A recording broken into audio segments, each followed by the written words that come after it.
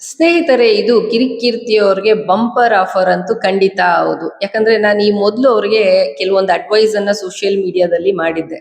ಅವರು ನೊಂದಿರುವಾಗ ನಾನು ಯಾವತ್ತೂ ಅವರನ್ನ ನೋಯಿಸಕ್ಕೆ ಇಷ್ಟಪಡಲ್ಲ, ಯಾವುದೇ ವ್ಯಕ್ತಿ ಆಗಿರ್ಬೋದು. ಇದು ನಿಜವಾಗ್ಲೂ ಸೀರಿಯಸ್ ಆಗಿ ಹೇಳ್ತಾ ಇದ್ದೇನೆ. ಅವ್ರಿಗೆ 5 ಲಕ್ಷ ರೂಪಾಯಿಗಳನ್ನ ಖಂಡಿತ ನಾನು ಕೊಡ್ತೇನೆ. ನನಗೊಂದು 4-5 ವಿಡಿಯೋಗಳನ್ನ ಅವ್ರು ಮಾಡ್ಕೊಡ್ಬೇಕು. ಯಾಕೆ ಮಾಡ್ಕೊಡ್ಬೇಕು ಅಂತ ನೀವು ಕೇಳ್ಬೋದು. ನಾನು ಸುಮ್ಮನೆ ಏನು ಕೇಳ್ತಾ ಇಲ್ಲ. ಅವರೇ ಅವರ ಫೇಸ್ಬುಕ್ ಪೇಜಲ್ಲಿ ಹಾಕೊಂಡಿದ್ದಾರೆ. ಆರ್ಥಿಕವಾಗಿ ತುಂಬಾ ಸಂಕಷ್ಟದಲ್ಲಿದ್ದಾರೆ ಅನ್ನುವಂಥದ್ದು ಅರ್ಥ ಆಗ್ತಾ ಇದೆ. ಅವರ ಮಗು ಅವರನ್ನು ಸೂಪರ್ ಹೀರೋ ಅಂತ ಅನ್ಕೊಂಡಿದೆ. ನಿಜವಾಗ್ಲೂ ಪ್ರತಿ ತಂದೆ ಯಾರೇ ಆಗಿರ್ಬೋದು, ಅವ್ರ ಮಕ್ಕಳಿಗೆ ಅವರು ಸೂಪರ್ ಹೀರೋನೆ.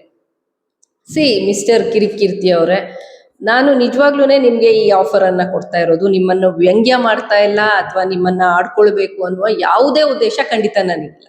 5 ಲಕ್ಷ ರೂಪಾಯಿಗಳನ್ನ ನೀವು ಕ್ಯಾಶ್ ಕೇಳ್ತೀರಾ, ಚೆಕ್ ಕೇಳ್ತೀರಾ, ಡಿ ಕೇಳ್ತೀರಾ, ಎನಿ ಮೋಡಲ್ಲಿ ನಾನು ನಿಮ್ಗೆ ಕೊಡೋದಕ್ಕೆ ತಯಾರಿದ್ದೇನೆ. ನನಗೆ ನೀವು ಮಾಡ್ಬೇಕಾಗಿರೋದಿಷ್ಟೇ. ನನ್ನ ಹತ್ರ ಯಾವುದೇ ಪ್ರಾಡಕ್ಟ್ ಇಲ್ಲ ಅಥವಾ ನನ್ನ ಹತ್ರ ಯಾವುದೇ ಬಿಸ್ನೆಸ್ ಅನ್ನ ನೀವು ಪ್ರಮೋಟ್ ಮಾಡ್ಕೊಡ್ಬೇಕಾಗಿಲ್ಲ. ಹಾಗಾದ್ರೆ ಏನ್ ಮಾಡ್ಕೊಡ್ಬೇಕು ಹೇಳಿ ಮೇಡಮ್ ಅಂತ ನೀವು ಕೇಳ್ಬೋದು. ನಾನು ಹೇಳ್ತೇನೆ ನಿಮ್ಗೆ. ನೋಡಿ, ನೀವು ನಿಮ್ಮ ಜೀವನದಲ್ಲಿ ಗೊತ್ತಿದ್ದೋ ಗೊತ್ತಿಲ್ದೇನೋ ಅಥವಾ ಇದೇ ರೀತಿ ಪ್ರಮೋಷನ್ಗಳನ್ನ ಮಾಡುವಾಗ್ಲೋ ಕೆಲವೊಂದು ವಿಚಾರಗಳನ್ನ, ಕೆಲವೊಂದು ಸತ್ಯಾಂಶಗಳನ್ನ ಮುಚ್ಚಿಟ್ಟು ಕೆಲವೊಂದು ಸತ್ಯ ಅಲ್ಲದನ್ನ ನೀವು ಹೇಳಿದಿರಿ. ಮೊದಲನೇದಾಗಿ ಅದ್ರ ಬಗ್ಗೆ ನಿಮಗೆ ರಿಗ್ರೆಟ್ಸ್ ಬರಬೇಕು ಅಂತ ನಾನು ಅನ್ಕೊಳ್ತೇನೆ. ಬರ್ದೆ ಹೋದ್ರೆ ಚಿಂತೆ ಇಲ್ಲ. ಆದ್ರೆ ನೀವು ಹಣಕ್ಕೋಸ್ಕರನೇ ಮಾಡ್ತೀನಿ ಅಂದ್ರೂ ಚಿಂತೆ ಇಲ್ಲ. ನಿಜವಾಗ್ಲೂ ನಿಮ್ಮ ಜೀವನದಲ್ಲಿ ಸರಿ ಹೋಗ್ಲಿ ಅಂತ ನಾನಂತೂ ಅನ್ಕೊಳ್ಳೋದ್ರಲ್ಲಿ ಯಾವುದೇ ಸಂಶಯ ನಿಮಗೂ ಬೇಡ, ವ್ಯೂವರ್ಸ್ಗೂ ಬೇಡ. ನೋಡಿ, ಯಾವುದೇ ಒಬ್ಬ ವ್ಯಕ್ತಿ ನೊಂದಿದ್ದಾನೆ, ಇಷ್ಟು ಜನರ ಮುಂದೆ ಬಂದು ಕಣ್ಣೀರು ಹಾಕ್ಕೊಳ್ತಾ ಇದ್ದಾನೆ ಅಥವಾ ಆತನ ದುಃಖನ ಹೇಳ್ಕೊಳ್ತಾ ಇದ್ದಾನೆ, ನನಗಾಗಿರೋ ಗಾಯಗಳು ಇನ್ನೂ ಮಾಸಿಲ್ಲ ಅಂತ ಹೇಳ್ಕೊತಾ ಇದ್ದಾನೆ ಅಂತಂದ್ರೆ ಆತ ಕಷ್ಟದಲ್ಲಿದ್ದಾನೆ ಅಂತ ಅರ್ಥ. ತನ್ನ ಮಗು ಬಗ್ಗೆ ಮಾತಾಡ್ತಾನೆ, ತಾಯಿ ಬಗ್ಗೆ ಮಾತಾಡ್ತಾನೆ, ತನ್ನ ಏನೋ ನೋವನ್ನ ಹೇಳ್ಕೊಳ್ಬೇಕು ಅನ್ಕೊಂತಾನೆ, ಅರ್ಧದಲ್ಲೇ ನಿಲ್ಲಿಸ್ತಾನೆ. ಇಷ್ಟೇ, ಕಿರಿಕೀರ್ತಿ ಜೀವನದಲ್ಲಿ ಆರ್ಥಿಕ ಸಂಕಷ್ಟ ಮುಕ್ಕಿ ತಿಂತಾ ಇದೆ ಅನ್ನೋದಂತೂ ಅರ್ಥ ಆಗ್ತಾ ಇದೆ. ಕಿರಿಕೀರ್ತಿಯನ್ನ ಆರ್ಥಿಕ ಸಮಸ್ಯೆ ಕಾಡ್ತಾ ಇದೆ. ಸೊ ನಾನೇನ್ ಮಾಡ್ಬೋದು? ನಾನು ನಿಮ್ಗೆ ಸಹಾಯ ಮಾಡ್ಬೋದು ಒಂದು ಮಟ್ಟಕ್ಕೆ. ಏನು ಎಂಟೈರ್ ನಿಮ್ಮ ಫೈನಾನ್ಷಿಯಲ್ ಬರ್ಡನ್ ನಾನು ತಗೊಳ್ತೇನೆ ಅಂತ ಕೀರ್ತಿ ಖಂಡಿತ ನಾನು ಹೇಳಲ್ಲ ನಿಮ್ಗೆ. ನೀವೇನ್ ಹೇಳಿದಿರಿ, ಬನ್ನಿ ಜೊತೆಯಾಗಿ ಬೆಳೆಯೋಣ ಅಂತ ಹೇಳಿದಿರಿ. ಆ ಸಾಲು ತುಂಬಾ ಅಟ್ರಾಕ್ಟಿವ್ ಆಕ್ಚುಲಿ. ಜೊತೆಯಾಗಿ ಬೆಳೆಯೋಣ ಅಂತ ಹೇಳಿ ನೀವ್ ಹೇಳಿದಿರಿ, ಆದ್ರೆ ನಿಮ್ಮನ್ನ ಇಷ್ಟು ದಿನ ಜೊತೆಯಾಗಿ ಮುಗಿಸಿದರೆ.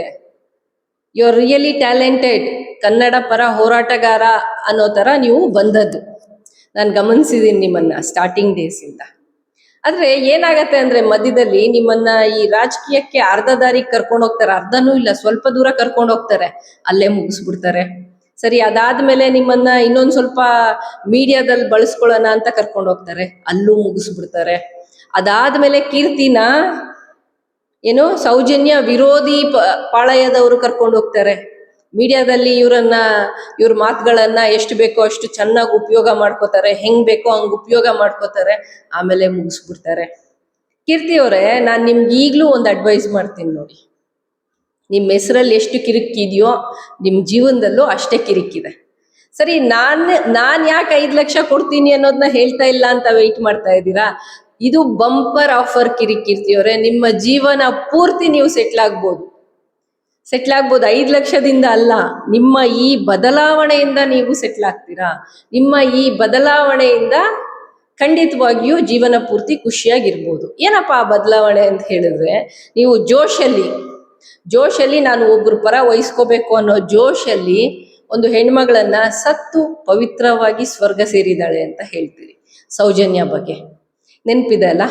ಅದಂತೂ ನನಗಂತೂ ಮರೆಯಕ್ಕಾಗ್ತಾ ಇಲ್ಲ. ನಾನು ನಿಮ್ಗೆ ಇನ್ಫ್ಯಾಕ್ಟ್ ಬೈದಿದ್ದೀನಿ, ನಿಮ್ಮನ್ನ ವ್ಯಂಗ್ಯ ಮಾಡಿದ್ದೀನಿ. ಅದು ಆ ಆಕ್ರೋಶ ತಡ್ಕೊಳಕ್ಕಾಗದೆ ನೀವಿವತ್ತು ಕೊಟ್ಟಿರೋ ಒಂದು ಆ್ಯಡ್ ನಾನು ಪ್ರಮೋಷನ್ ಮಾಡ್ತೀನಿ, 2 ಮಿಲಿಯನ್ ಜನಕ್ಕೆ ನಾನು ರೀಚ್ ಆಗ್ತಾ ಇದ್ದೀನಿ ನನ್ನ ಸೋಷಿಯಲ್ ಮೀಡಿಯಾದಲ್ಲಿ ಅಂತ ಹೇಳಿದಿರಿ. ಅದೇ ಸೋಷಿಯಲ್ ಮೀಡಿಯಾದಲ್ಲಿ ನೀವು ಆಮಿಷಕ್ಕೆ ಒಳಗಾಗಿ ಆ ಹೇಳಿಕೆಯನ್ನ ಕೊಟ್ರ ಅಥವಾ ನಿಮಗೆ ಗೊತ್ತಿಲ್ಲದೆ ಆ ಹೇಳಿಕೆಯನ್ನು ಕೊಟ್ರ, ಆ ಕ್ಲಾರಿಟಿಯನ್ನ ಕೊಡಿ. ಆ ಕ್ಲಾರಿಟಿಯನ್ನ ಕೊಟ್ಟು ಒಂದು ಕ್ಷಮೆ ಕೇಳಿ. ಖಂಡಿತವಾಗಿಯೂ ಯಾರು ಕ್ಷಮಿಸ್ತಾರೋ ಬಿಡ್ತಾರೋ, ನಾನಂತೂ ಕ್ಷಮಿಸ್ತೇನೆ. ಆ ಸೌಜನ್ಯ ಕೂಡ ನಿಮ್ಮನ್ನು ಕ್ಷಮಿಸ್ತಾಳೆ ಅಂತ ಹೇಳ್ತೀನಿ. ಜೊತೆಗೆ ನೀವು ಈ ವಿಡಿಯೋ ಮಾಡಿದ ತಕ್ಷಣ ಇಮಿಡಿಯೇಟ್ ಆಗಿ ನೀವು ಸೌಜನ್ಯ ಪರ ನಿಂತ್ಕೊಳ್ಳೇಬೇಕು ಅಂತಾನೆ ನಿಮ್ಮನ್ನು ಹೇಳಲ್ಲ, ಆದರೆ ಆ ಮಾತನ್ನ ವಾಪಸ್ ತಗೋಬೇಕು. ನೀವು ಸತ್ತು ಪವಿತ್ರವಾಗಿ ಸ್ವರ್ಗ ಸೇರಿದಾಳೆ ಅಂತ ಏನು ಹೇಳಿದಿರಿ, ಇದು ನೀವು ಹಣಕ್ಕೋಸ್ಕರ ತಗೋತಿರೋ ಅಥವಾ ನೀವು ರಿಗ್ರೀಟ್ ಆಗಿ ತಗೋತಿರೋ ನನಗೆ ಗೊತ್ತಿಲ್ಲ. ನೀವು ಪ್ರಮೋಷನ್ ಮಾಡ್ತೀನಿ ಎಂದಿರೋದಕ್ಕೆ ಇದು ನನ್ನ ಆಫರ್. ನೀವು ಈ ವಿಡಿಯೋವನ್ನ ಮಾಡಿದ್ರೆ ನಿಮಗೆ ಇಮಿಡಿಯೇಟ್ ಆಗಿ 2.5 ಲಕ್ಷ ರೂಪಾಯಿಯನ್ನ ನಾನು ಕೊಡ್ತೇನೆ. ಕ್ಯಾಶ್ ಬೇಕಾ, ಚೆಕ್ ಬೇಕಾ, ಎನಿ ಮೋಡ್, ನೀವು ಹೇಗೆ ಕೇಳಿದ್ರೆ ಹಾಗೆ. ಆಮೇಲೆ ಇನ್ನೊಂದೇನಪ್ಪ 2ನೇ ವಿಡಿಯೋ ಅಂತ ಕೇಳ್ತೀರಾ. 2ನೇ ವಿಡಿಯೋನು ಸೌಜನ್ಯ ಅವ್ರ ಬಗ್ಗೆನೇ ಮಾಡಬೇಕು. ಸೌಜನ್ಯ ಅವರ ಪರವಾಗಿ ಒಂದು 4 ವಿಚಾರಗಳನ್ನು ಹೇಳಬೇಕು, ನ್ಯಾಯ ಸಿಗ್ಬೇಕು ಅಂತ ಹೇಳಬೇಕು. ಸಂತೋಷ್ ರಾವ್ನ ಬಗ್ಗೆ ನೀವೇನು ಇನ್ವೆಸ್ಟಿಗೇಷನ್ ಮಾಡಿದಿರಿ, ಅದು ಏನ್ ನಿಜ ಏನ್ ಸುಳ್ಳು ಅನ್ನೋದನ್ನ ಕರೆಕ್ಟಾಗಿ ಹೇಳ್ಬೇಕು.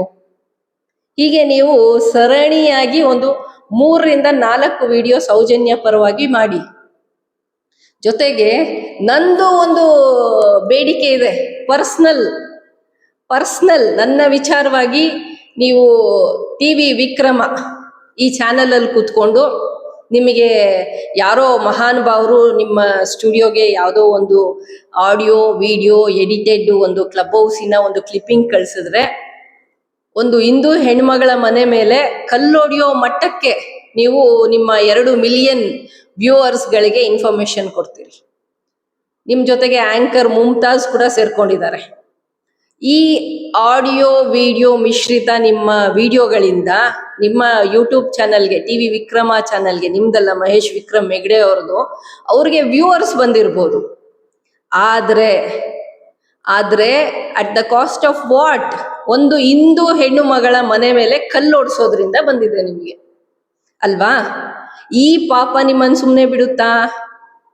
ಚಾಲೆಂಜ್ ಮಾಡ್ತೀರಿ, ಬನ್ನಿ ಶೈಲಜಾ ಅಮರನಾಥ್ ಅವರೇ ಒಂದು ಕ್ಷಮೆ ಕೇಳ್ಬಿಡಿ, ನಾನು ಕೂಡ ಊರಿನವನೇ ಅಂತ.